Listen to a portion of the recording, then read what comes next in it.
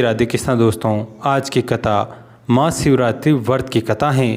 प्राचीन काल में किसी जंगल में एक गुरुधो नाम का एक शिकारी रहता था, जो जंगली जानवरों का शिकार करता तथा अपने परिवार का भरण पोषण किया करता था। एक बार शिवरात्रि के दिन जब वो शिकार के लिए निकला, पर संयोगवश पूरे दिन खोजने के बाद भी उसे कोई शिकार न मिला। उसके बच्चों, पत्नी एवं माता पिता को भूखा रहना पड़ेगा। इस बात से वह चिंतित हो गया। सूर्यास्त होने पर वह एक जलाशय के समीप गया और वहाँ एक घाट के किनारे एक पेड़ पर थोड़ा सा जल पीने के लिए लेकर चढ़ गया। उसे पूरी उम्मीद थी कि कोई न कोई जानवर अपनी प्यास बुझाने के लिए यहाँ जरूर आएगा। वह पेड़ बेलपत्र का था और उसी पेड़ के नीचे शिवलिंग भी था, जो सूखे बेलपत्रों से ढके होने के कारण दिखाई नहीं दे रहा था।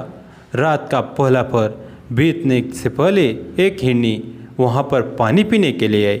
उसे देखते ही शिकारी ने अपने धनुष पर बाण साधा। ऐसा करने में उसके हाथ के धक्के से कुछ पत्ते एवं जल की कुछ बूंदें नीचे बने शिवलिंग पर गिरी और अनजाने में ही शिकारी के पहले पहर की पूजा हो गई। हिरनी ने जब पत्तों की खड़खड़ाहट सुनी तो घबराकर ऊपर की ओर देखा और भयभीत होकर शिकारी से कांपते हुए स्वर में बोली, मुझे मत मारो। शिकारी ने कहा कि वह और उसका परिवार भूखा है, इसलिए वो उसे नहीं छोड़ सकता।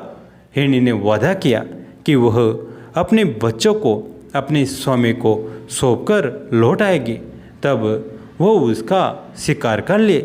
शिकारी को उसकी बात का विश्वास नहीं हो रहा था। उसने फिर से शिकारी को यह कहते हुए अपनी बात का भरोसा कराया कि जैसे सत्य पर ही धरती टिकी है, समुद्र मर्यादा में रहता है और झरनों से जलधाराएं गिरा करते हैं, वैसे ही वो भी सत्य बोल रहे हैं। क्रूर होने के बावजूद भी शिकारी को उस पर दया आ गई और उसने जल्दी लौटना कहकर उस हिरनी को जाने दिया। थोड़ी देर बाद एक और हिरनी वहाँ पानी पीने के लिए आई। शिकारी सावधान हो गया, तीर साधने लगा और ऐसा करते हुए उसके हाथ के धक्के से फिर पहले ही की तरह थोड़ा जल और कुछ बेलपत्र नीचे शिवलिंग पर जा गिरे और अनायास ही शिकारी की दूसरे पहर की पूजा भी हो गई। इस हिरनी ने भी भयभीत होकर शिकारी से जीवन दान की याचना की, लेकिन उसके अस्वीकार कर देने पर हिरनी ने उसे लौट आने का वचन यह कहते हुए दिया कि उसे ज्ञात है कि जो वचन देकर पलट जाता है उसका अपने जीवन में संचित पुण्य नष्ट हो जाया करता है।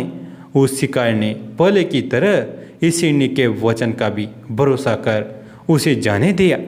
अब तो वो इसी चिंता से व्याकुल हो रहा था कि उनमें से शायद ही कोई हिरनी लौट के आए और अब उसके परिवार का क्या होगा।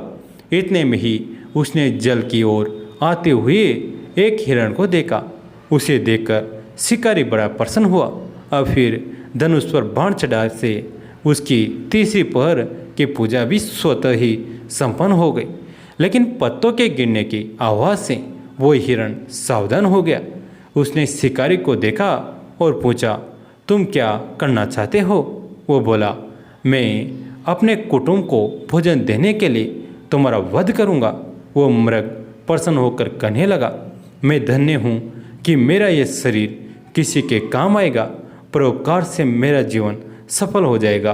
पर कृपया कर अभी मुझे जाने दो, ताकि मैं अपने बच्चों को उनकी माता के हाथ में सौंपकर और उन सबको धीरज बंधाकर यहाँ लौट आऊँ। शिकारी का हृदय उसके पांव पूंज नष्ट हो जाने से अब तक शुद्ध हो गया था, इसलिए वो विनयपूर्वक बोला, जो जो यहाँ आए सभी बातें बनाकर चले गए और अभी तक नहीं लौटे। यदि तुम भी झूठ बोलकर चले जाओगे तो मेरे परिजनों का क्या होगा? अब हिरण ने यह कहते हुए उसे अपने सत्य बोलने का भरोसा दिलवाया कि यदि वह लौटकर नहीं आए तो उसे वो पाप लगे जो उसे लगा करता है, जो सामर्थ्य रहते हुए भी दूसरे का उपकार नहीं करता, शिकारी ने उसे भी यह कहकर जाने दिया कि शीघ्र लौट आना। रात्रि का अंतिम पहर शुरू होते ही उस शिकारी के हर्ष की सीमा न थी, क्योंकि उसने उन सब हिरण हिरनियों को अपने बच्चों सहित एक साथ आते देख लिया।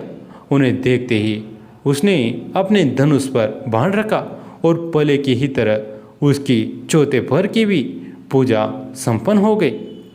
अब उस शिकारी ने शिव कृपा से सभी पाप भस्म हो गए, इसलिए वो सोचने लगा, अहो ये पशु धन्य हैं जो ज्ञानहीन होकर भी अपने शरीर से परोपकार करना चाहते हैं।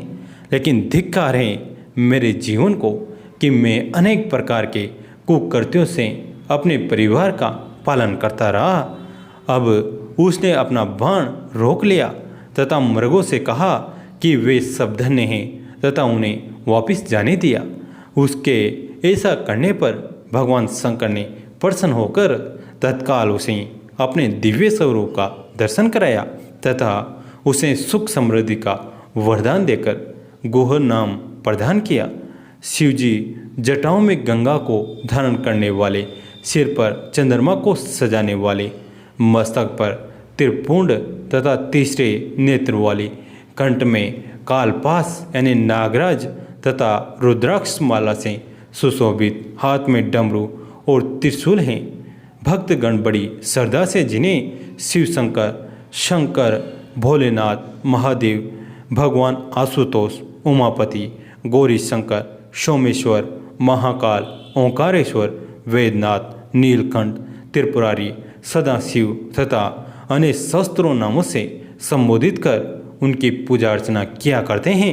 ऐसा भगवान शिव और शिवा हम सबके चिंतन को सदा सदैव सकारात्मक बनाए एवं सबकी मनोकामनाएं पूरी करे। ओम नमः शिवाय। दोस्तों कैसी लगी है कहानी कमेंट करके जरूर बताएं। वीडियो को लाइक करें, चैनल को सब्सक्राइब करें, घंटी के बटन को दबाकर ऑल पर क्लिक करें। दोस्तों इस कहानी को अपने दोस्तों के साथ, फैमिली के साथ शेयर जरूर करें। कहानी अंत तक सुनने के लिए आप सभी का तहे दिल से धन्यवाद।